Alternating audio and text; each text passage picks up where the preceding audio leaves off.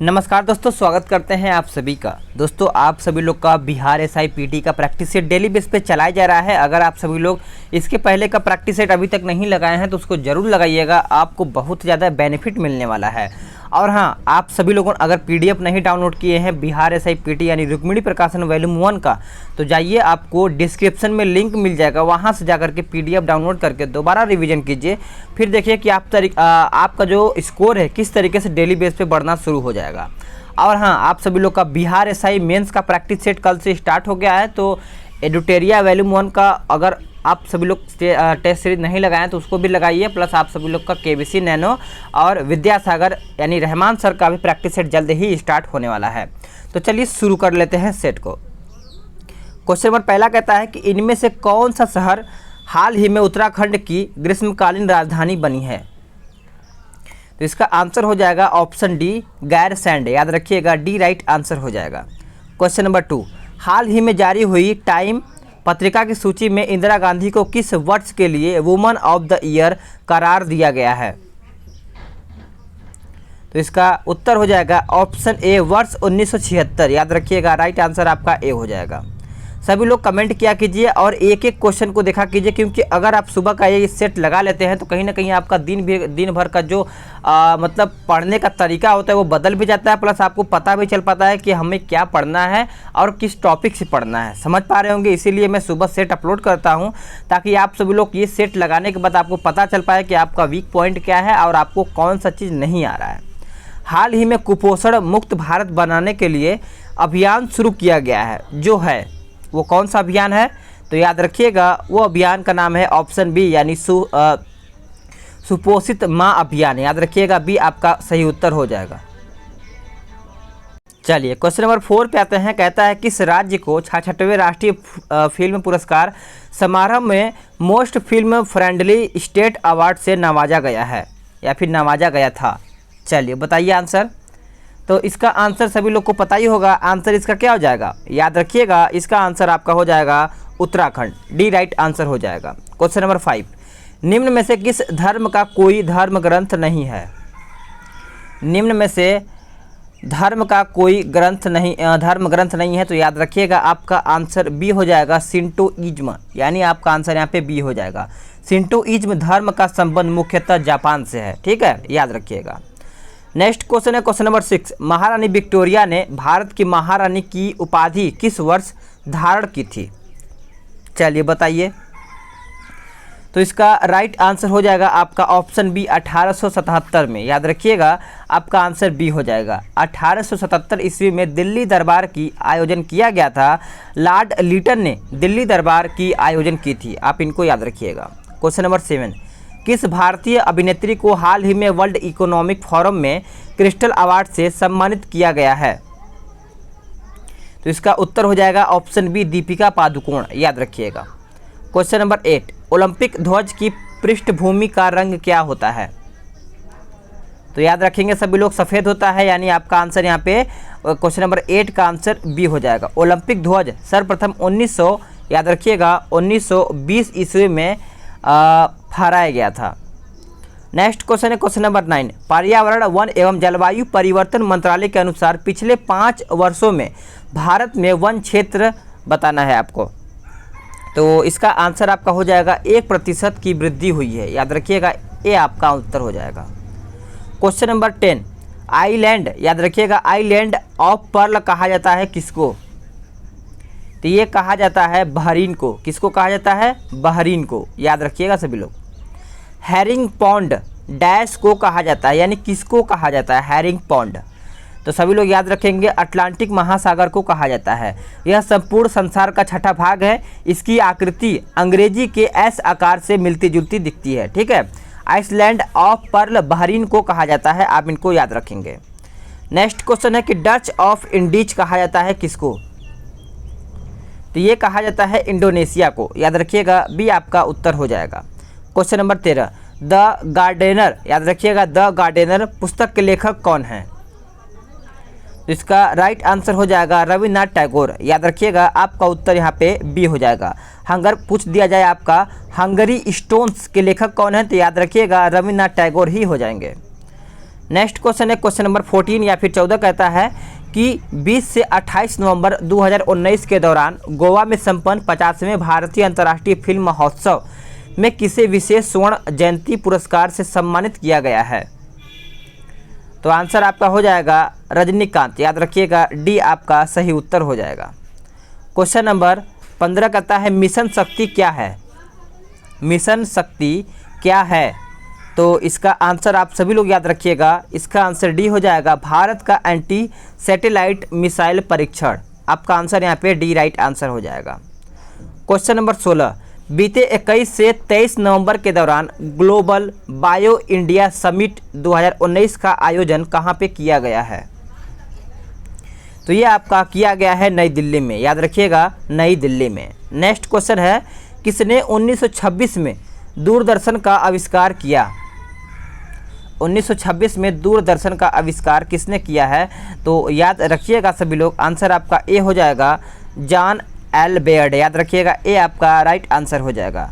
परमाणु की खोज किसने किया था? तो जॉन डनलप ने किया था, जॉन डाल्टन ने किया था। ठीक है, अब बात करेंगे अगले प्रश्न पे आते हैं, वो देखते हैं क्या कहता है। कहता है भारत द्वारा समुद्री सैन्य क्षमता में बढ़ोतरी करने के लिए किस जंगी बेड़े को समुद्र में उतारा जा सकता है? तो याद रखिएगा आंसर आपका कालावारी हो जाएगा, यानी कलावारी डी आपका राइट आंसर हो जाएगा सभी लोगों का। चलिए अगला क्वेश्चन है क्वेश्चन नंबर 19। मुझे नहीं मालूम कि मैं विश्व को कैसे लगता हूँ, लेकिन मैं खुद को एक छोटा लड़का मानता हूँ जो समुद्र के तट से खेल रहा है और जो अन्य साधारण पत्थरों की अपेक्षा सुंदर पत्थर और शैल ढूंढ लेता है, जबकि सत्य का महान सागर सामने है जिसकी अभी तक कोई खोज नहीं की। यह कथन किसका है? यह कथन देखा जाए तो न्यूटन का है। याद रखिएगा न्यूटन का यह कथन याद रखिएगा, सी आपका आंसर हो जाएगा। सोफी विलोस किस देश की पहली महिला प्रधानमंत्री नियुक्त की गई हैं? सोफी विलोस याद रखिएगा, तो इसका सही उत्तर आपका हो जाएगा बेल्जियम। याद रखिएगा डी आपका सही उत्तर हो जाएगा। देश के पहले लोकपाल के रूप में किसे नियुक्त किया गया है? लोकपाल के रूप में किसे नियुक्त किया गया है? तो याद रखिएगा आपका न्यायमूर्ति पिनाकी चंद्र घोष हो जाएगा। आपका आंसर यहाँ पे डी राइट आंसर हो जाएगा। क्वेश्चन नंबर 22 हाल ही में बहुचर्चित शब्द संक्षेप RCEP का सही विस्तारित रूप क्या है? चलिए बताइए आंसर।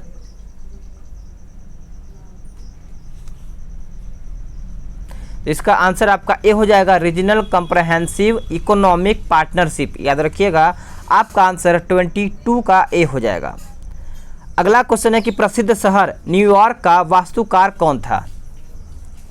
तो सभी को याद ही होगा, ऑप्शन आपका सी हो जाएगा मिनोरू याभास्की। याद रखिएगा आपका आंसर यहाँ पे सी हो जाएगा। स्टैचू ऑफ लिबर्टी ये आपका कहाँ पे है? तो ये आपका न्यूयॉर्क में ही है। ठीक है, स्टैचू ऑफ एक जो है ना गुजरात में, उसको भी याद रखिएगा। सबीना एयरलाइंस किस देश की सेवा है? तो आप इसको याद रखिएगा बेल्जियम हो जाएगा। ए आपका सही उत्तर हो जाएगा सभी लोगों का। इजराइल का विमान सेवा EIAI है। जापान का विमान सेवा जापान एयरलाइंस है। ठीक है, नेक्स्ट क्वेश्चन पे आते हैं। क्वेश्चन नंबर 25 पे कहता है कि निम्न कथनों पर विचार करके बताइए। चलिए इसका क्वेश्चन देखते हैं आंसर क्या होगा। तो 25 का आंसर देखा जाए तो आपका यहाँ पे ए हो जाएगा, यानी सभी तीनों कथन सही है। पढ़ लेते हैं। न्यायमूर्ति शरद बोबड़े ने 18 नवंबर 2019 को देश के 47वें प्रधान न्यायाधीश यानी चीफ जस्टिस के रूप में शपथ ली है। दूसरा कहता है कि उच्चतम न्यायालय के वरिष्ठतम न्यायाधीश रहे जस्टिस बोबड़े की नियुक्ति 17 नवंबर को सेवानिवृत्ति हुई जस्टिस रंजन गोगोई की जगह मुख्य न्यायाधीश के रूप में की गई थी। और तीसरा पॉइंट क्या कहता है कि प्रधान न्यायाधीश के रूप में जस्टिस बोबड़े का कार्यकाल लगभग 11 महीने का होगा और वे 23 अप्रैल 2021 को सेवानिवृत्त होंगे। यानी आपका यहाँ पे तीनों बता दिया गया है। ठीक है, चलिए AK-47 का आविष्कार किसने किया है? AK-47 का आविष्कार किसने किया है? तो याद रखिएगा मिखाइल क्लाशिनकोव हो जाएगा। यानी आपका यहाँ पे उत्तर देखा जाए तो सी हो जाएगा। ये कहाँ के निवासी हैं? तो याद रखिएगा ये रूस के हैं। केंद्रीय पर्यावरण मंत्री द्वारा संसद में दी गई जानकारी के अनुसार देश में वर्तमान टाइगर की संख्या कितनी है? तो वर्तमान इस समय टाइगर की संख्या देखा जाए तो 2976 हो जाएगा, यानी आपका यहाँ पे उत्तर 27 का बी हो जाएगा। क्वेश्चन नंबर 28, जनगणना 2021 के लिए किस तिथि को आधार तिथि घोषित किया गया है? चलिए बताइएगा आंसर। तो इसका उत्तर हो जाएगा 28 फरवरी 2021, याद रखिएगा, बी आपका उत्तर हो जाएगा। अमेरिका की मशहूर फैशन मैगजीन GQ ने निम्नलिखित में से किसे दशक का सबसे स्टाइलिश पुरुष चुना है? चलिए बताइएगा आंसर। तो इसका राइट आंसर हो जाएगा ऑप्शन सी, रोजर फेडरर, याद रखिएगा। 29 का आंसर आपका सी हो जाएगा। हाल ही में किस एनर्जी कंपनी ने भारत के सौर ऊर्जा निगम से 8 गीगावाट की सौर परियोजनाओं को विकसित करने के लिए दुनिया का सबसे बड़ा सौर अनुबंध हासिल किया है? चलिए बताइए। तो इसका आंसर आपका हो जाएगा option D, renew power western, याद रखिएगा, डी आपका सही उत्तर हो जाएगा सभी लोगों का। कौन सी वह रेखा है, वह क्षेत्र उन सीमा बनती है जहां सूर्य जून संक्रांति के समय कभी डूबता नहीं और दिसंबर संक्रांति के दौरान उगता नहीं? तो ये आपका आंसर हो जाएगा 31 का ऑप्शन सी, आर्कटिक वृत्त, याद रखिएगा, सी आपका सही उत्तर हो जाएगा सभी लोगों का। चलिए अगले प्रश्न पे आते हैं। अगला प्रश्न 32 है। क्या कहता है कि विषुवतीय वन सबसे अधिक पाया जाता है कहाँ पे? तो ये आपका पाया जाता है ऑप्शन डी, यानी अमेजन बेसिन में, याद रखिएगा। 32 का आंसर आपका डी हो जाएगा।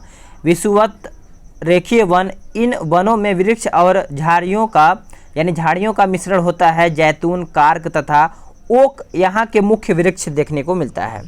क्रोनोग्राफ का प्रयोग होता है किसके लिए? तो याद रखिएगा, देखने और प्रायः सूर्य के प्रभाव मंडल का चित्रण करने के लिए, यानी आपका आंसर यहाँ पे सी हो जाएगा। अब आते हैं नेक्स्ट क्वेश्चन पे। नेक्स्ट क्वेश्चन कहता है कि जीवन के रासायनिक विकास का किसने प्रस्ताव रखा है? चलिए बताइए। तो आप इसका आंसर कर सकते हैं ऑपेरिन, आपका आंसर यहाँ पे सी राइट आंसर हो जाएगा सभी लोगों का। क्वेश्चन नंबर 35, दूरबीन की आवर्धन क्षमता को बढ़ाने के लिए फोकस दूरी बताना है। चलिए बताइए आंसर। तो याद रखिएगा, आंख के लेंस की कमी करनी चाहिए, आपका यहाँ पे आंसर डी हो जाएगा। याद रखिएगा, दूरबीन एक ऐसा प्रकाशीय यंत्र है जिसकी सहायता से आकाशीय पिंड अथवा बहुत अधिक दूर पर किसी वस्तुओं को आसानी से स्पष्ट रूप से देखा जा सकता है। तो चलिए अगले प्रश्न पे आते हैं, यानी 36 पे आते हैं। क्या कहता है देखते हैं। कहता है कि एक वस्तु एक वृत्त का चक्कर लगा रही है, तब गति बदलती है, यानी आपका आंसर यहाँ पे सी हो जाएगा। नेक्स्ट क्वेश्चन पे आते हैं कि पदार्थ के अणुभार की गणना की जा सकती है मापकर, किसके मापकर? चलिए बताइएगा आंसर। तो याद रखिएगा, आपका यहाँ पे वाष्प घनत्व हो जाएगा, बी आपका राइट आंसर हो जाएगा। ब्राउन रिंग परीक्षण का प्रयोग किया जाता है। ब्राउन रिंग परीक्षण का प्रयोग किया जाता है, तो याद रखिएगा सभी लोग, आपका आंसर यहाँ पे ए हो जाएगा। नाइट्रेट्स के विश्लेषण के लिए ए आपका राइट आंसर हो जाएगा सभी लोगों का। मोलिस परीक्षण का प्रयोग होता है किसके लिए? मोलिस परीक्षण का प्रयोग होता है किसके लिए? चलिए बताइए आंसर। तो देखिए, इसका राइट आंसर हो जाएगा आपका ऑप्शन बी, घोल में कार्बोहाइड्रेट की पहचान करने के लिए। आपका सही उत्तर क्या हो जाएगा? बी हो जाएगा, याद रखिएगा सभी लोग। अब आते हैं नेक्स्ट क्वेश्चन पे। टेबल साल्ट का रासायनिक नाम क्या है? टेबल साल्ट का रासायनिक नाम क्या है, यही आपको बताना है। देखिए, इसका आपका सोडियम क्लोराइड हो जाएगा। याद रखिएगा सभी लोग, सोडियम धातु को किरासन तेल के अंदर डुबाकर रखा जाता है। सोडियम क्लोराइड को साधारण नमक भी कहा जाता है। स्तनपायी जीवों में निषेचन कहाँ होता है? तो याद रखिएगा, इसका आंसर आपका हो जाएगा ऑप्शन बी, डिंब वाहिनी नली में। क्या हो जाएगा? बी आपका उत्तर हो जाएगा। देखिए, नर युग्म एवं मादा युग्म के मेल को निषेचन कहा जाता है, तो आप इसको याद रखिएगा। डायफ्राम किस में सहायक होता है? डायफ्राम, तो याद रखिएगा सभी लोग, आपका उत्तर यहाँ पे श्वसन हो जाएगा, बी आपका सही उत्तर हो जाएगा। इंग्लैंड का दौरा करने वाला प्रथम भारतीय कौन थे? इंग्लैंड का दौरा करने वाला प्रथम भारतीय कौन थे? तो याद रखेंगे सभी लोग, राजा राम मोहन राय हो जाएंगे। यानी 44 का आंसर देखा जाए तो सी हो जाएगा। चलिए, और हाँ, इसके बारे में आप जानिएगा कि राजा राम मोहन राय भारत का प्रथम आधुनिक पुरुष माने जाते हैं। राजा राम मोहन राय को आधुनिक भारत का नव जागरण का अग्रदूत भी माना जाता है। तो आप इनको याद रखेंगे तो बेहतर होगा। अगला क्वेश्चन है कि भारत में डाक दिवस कब मनाया जाता है? भारत में डाक दिवस कब मनाया जाता है? तो याद रखिएगा, आपका आंसर यहाँ पे 9 अक्टूबर हो जाएगा। देखिए, नेशनल मैरिट टाइम दिवस आपका 5 अप्रैल को मनाया जाता है। राष्ट्रीय खेल दिवस आपको पता ही होगा कब मनाया जाता है, 29 अगस्त को मनाया जाता है। ठीक है। अगला है कि राष्ट्रीय पशु के रूप में बाघ को स्वीकार किया गया था कब? तो आप इसको याद रखिएगा, नवंबर 1972 में राष्ट्रीय बाघ के रूप में स्वीकार कर दिया गया था। बी आपका उत्तर हो जाएगा। नेक्स्ट क्वेश्चन है कि भारत के राष्ट्रगान के लघु रूप को गाने की अवधि कितना है? तो सभी को पता ही होगा, 47 का आंसर क्या हो जाएगा? यहाँ पे देखिए क्या बोला गया है, भारत के राष्ट्रगान के लघु रूप, तो याद रखिएगा 20 सेकंड हो जाएगा। क्या हो जाएगा? 20 सेकंड। अगर आपसे ये पूछा जाए कि भारत के राष्ट्रगीत को गाने की अवधि क्या है, यहाँ पे थोड़ा सा मिस्टेक लग रहा है, यहाँ पे बुक में आंसर गलत दिया है। इसका देखिए आंसर आपका 52 सेकंड हो जाएगा। और बात करें राष्ट्रगीत के बारे में, तो राष्ट्रगीत देखिए 65 सेकंड में गाया जाता है। याद रखिएगा 65 सेकंड में। चलिए नेक्स्ट क्वेश्चन पे आते हैं, क्वेश्चन नंबर 48। कहता है 13 अप्रैल 1977 से भारत रत्न पुरस्कार बंद कर दिया गया। 1980 में प्रधानमंत्री श्रीमती इंदिरा गांधी द्वारा इसे पुनः शुरू किए जाने के पश्चात इस पुरस्कार से सर्वप्रथम किसे विभूषित किया गया था? चलिए बताइए। तो ये किया गया था मदर टेरेसा को। याद रखिएगा, आपका राइट आंसर हो जाएगा 48 का ऑप्शन बी। क्या हो जाएगा? 48 का ऑप्शन बी हो जाएगा सभी लोगों का। नेक्स्ट क्वेश्चन है कि कौन सी नृत्य गरीबों की कथकली कही जाती है? तो ये आपकी कही जाती है ओटस थुलल। याद रखिएगा, ये आपका राइट आंसर हो जाएगा। Question number 50। भारत रत्न पुरस्कार 2015 में सम्मानित भूपेन हजारिका का संबंध किस क्षेत्र से है? तो इनका संबंध हो जाएगा सामाजिक कार्यकर्ता से। आंसर आपका सी हो जाएगा। वैश्विक नवाचार मैपिंग और अनुसंधान कंपनी स्टार्टअप द्वारा तैयार country global ranking of startup ecosystem 2020 में भारत की रैंकिंग क्या है? चलिए बताइए। तो इसका सही उत्तर आपका सी हो जाएगा, 23वां। याद रखिएगा, 23वां आपका राइट आंसर हो जाएगा। भारत में सबसे ऊंची जैन संत गोमतेश्वर की प्रतिमा कहाँ पे है? तो इसका सही उत्तर हो जाएगा आपका ऑप्शन सी, श्रवणबेलगोला, कर्नाटक। याद रखिएगा सभी लोग। किस गवर्नर जनरल ने भारत में अंग्रेजी पढ़ाई की शुरुआत करवाई? चलिए बताइए। अंग्रेजी पढ़ाई की शुरुआत करवाई, तो याद रखिएगा आपका आंसर लॉर्ड बैटिंग हो जाएगा। सभी लोग बोलते हैं कि यार अंग्रेजी कौन पढ़वाया, यार कौन शुरू किया? तो याद रखिए लॉर्ड बैटिंग ही है जो अंग्रेजी पढ़ाई की शुरुआत की थी और आज भी यही पढ़ाई चल रही है। ठीक है, तो ध्यान में रखिएगा आप सभी लोग। मराठा शासन के आरंभिक दशकों में भू राजस्व मापने की सर्वाधिक प्रचलित इकाई क्या थी? तो याद रखिएगा आपका राइट आंसर हो जाएगा ऑप्शन बी, काठी। क्या हो जाएगा? काठी हो जाएगा। देखिए आप याद रखिएगा कि मराठा साम्राज्य का संस्थापक शिवाजी थे।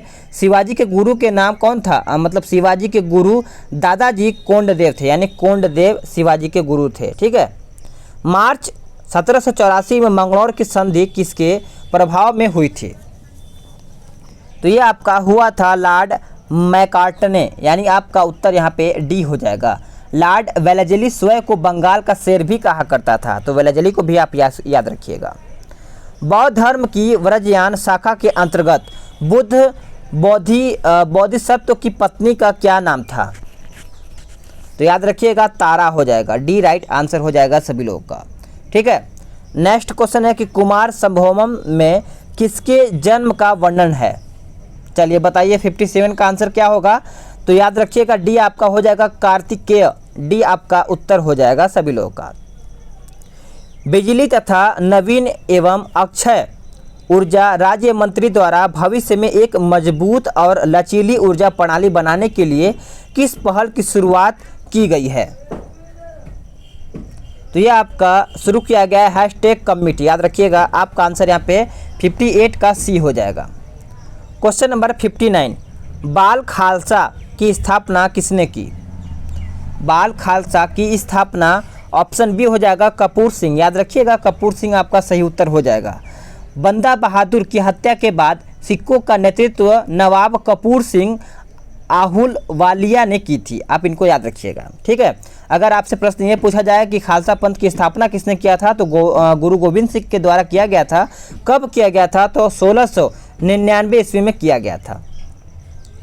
ईस्ट इंडिया कंपनी के किस विधेयक द्वारा यूरोपियन समुदाय को दंडाधिकार तथा आपराधिक न्यायालय के अधिकार से मुक्त किया गया? तो इसका आंसर आपका डी हो जाएगा 1882। याद रखिएगा, 1882 उत्तर हो जाएगा। भारत में दासों के निर्यात पर किसने प्रतिबंध लगाया है? भारत में दासों के निर्यात पर किसने प्रतिबंध लगाया है? तो याद रखिएगा, सिकंदर लोदी हो जाएगा। क्या हो जाएगा? सिकंदर लोदी आपका सही उत्तर हो जाएगा सभी लोगों का। किसके शासनकाल में मुगल और मराठों के मध्य मतभेद शुरू हुआ है? चलिए बताइए आंसर। तो इसका आंसर आपका हो जाएगा अकबर। याद रखिएगा, अकबर आपका सही उत्तर हो जाएगा सभी लोगों का। क्वेश्चन नंबर 63 कहता है किस बौद्ध दार्शनिक ने रहस्यवाद का सर्वप्रथम प्रतिपाद किया है? तो ये कौन किया है? तो याद रखिएगा, अश्वघोष हो जाएगा। यानी आपका आंसर यहाँ पे डी हो जाएगा। धार्मिक जुलूस का प्रारंभ सबसे पहले बौद्ध धर्म के द्वारा प्रारंभ किया गया था। आप इनको याद रखिएगा। बौद्ध धर्म के त्रिरत्न कौन है? बुद्ध, धम्म एवं संघ हो जाएंगे। जैन दर्शन किससे संबंधित हैं? जैन दर्शन किससे संबंधित है? तो आपका उत्तर यहाँ पे सांख्य से हो जाएगा। तिरुचिरापल्ली किस नदी के किनारे स्थित है? तो ये आपका स्थित है। याद रखिएगा सभी लोग। आंसर आपका क्या हो जाएगा? 65 का आंसर यहाँ पे सी हो जाएगा, कावेरी। देखिए, नासिक गोदावरी नदी के किनारे स्थित है। आप याद रखिएगा। अगर विजयवाड़ा बोला जाए तो विजयवाड़ा कृष्णा नदी के किनारे स्थित है। भारत का प्रथम नाभिकीय संयंत्र नाभिकीय संयंत्र का क्या नाम है? तो सभी को याद ही होगा, अप्सरा हो जाएगा। क्या हो जाएगा? अप्सरा। नेक्स्ट है कि द मोमेंट ऑफ लिस्ट शीर्षक पुस्तक किसकी रचना है? चलिए बताइए। तो इसका राइट आंसर देखा जाए तो आपका आंसर यहाँ पे सी हो जाएगा, इवांका ट्रंप। याद रखिएगा, सी आपका सही उत्तर हो जाएगा। भारत में स्थानीय स्वशासन का प्रारंभ निम्नलिखित में से किसने किया?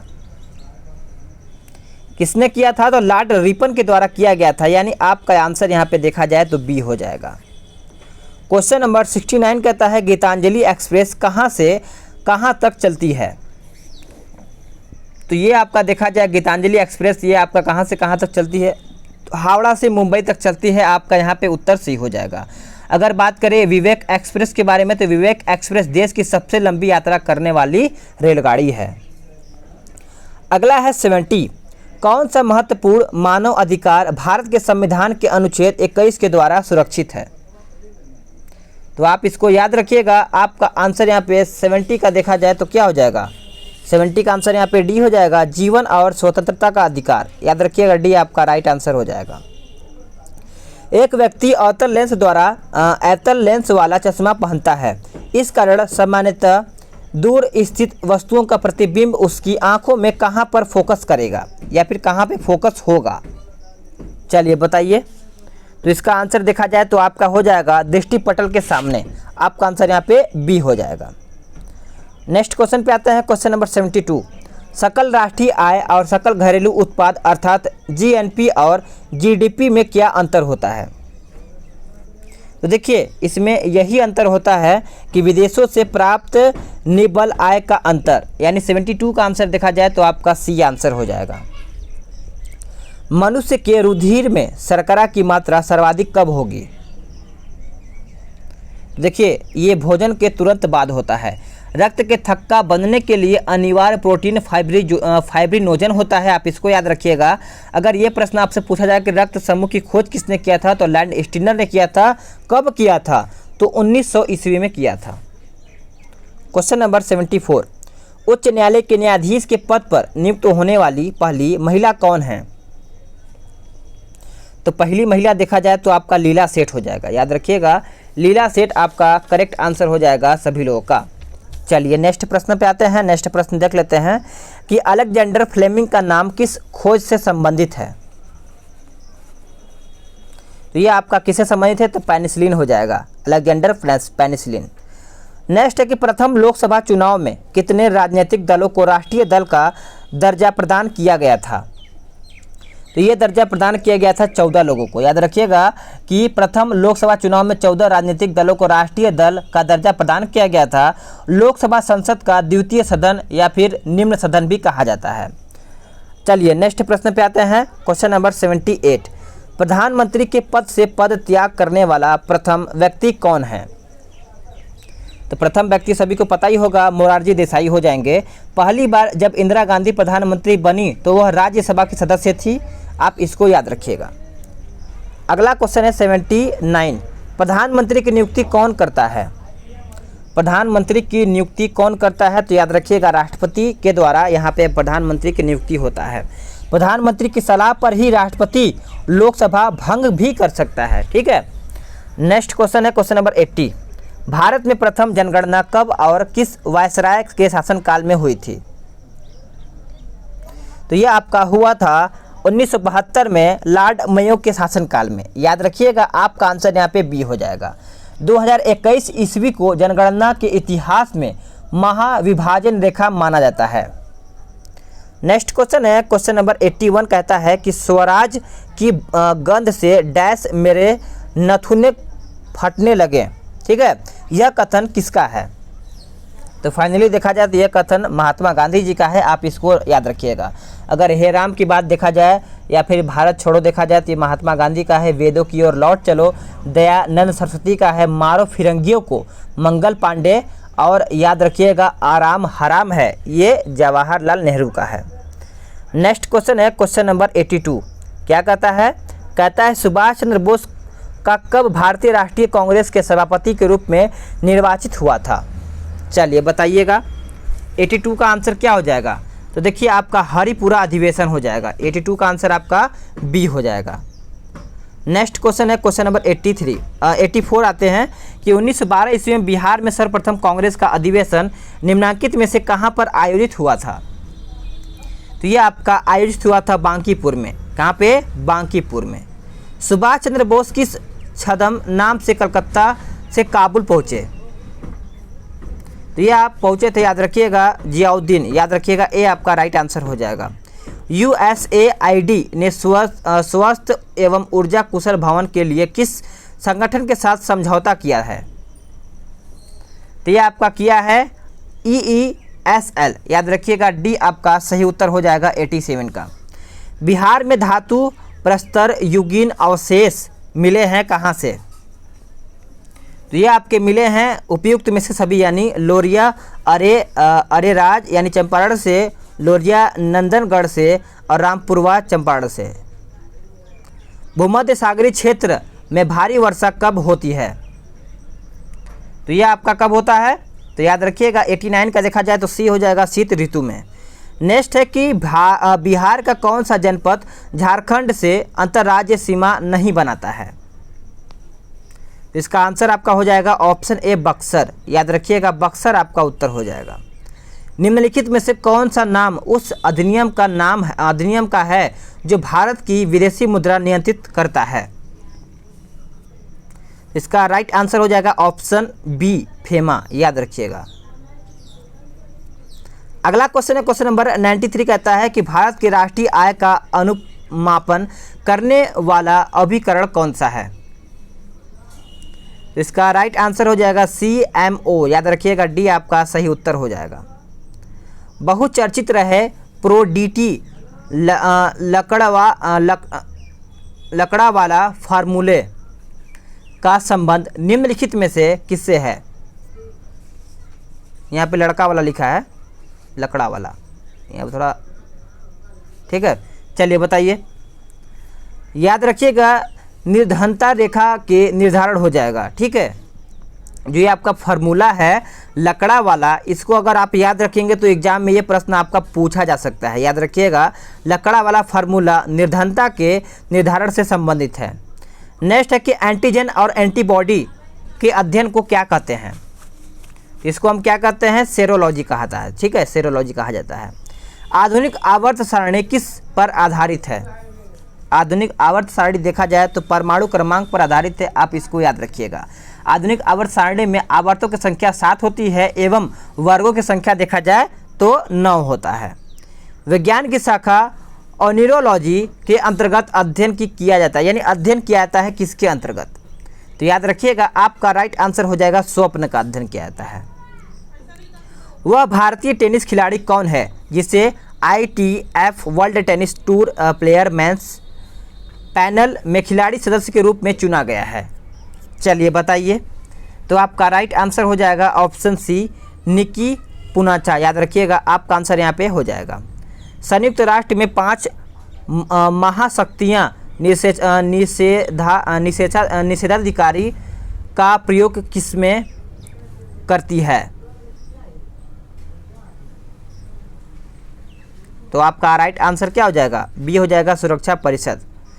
तो आपका 100 क्वेश्चन मैथ्स का दिया है, तो आप इसका भी आंसर देख लीजिए, इसका आंसर आपका डी हो जाएगा।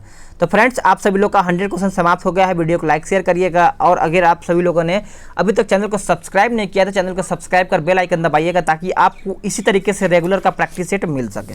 तो चलिए कल आपको मिलते हैं 17 नंबर प्रैक्टिस सेट में।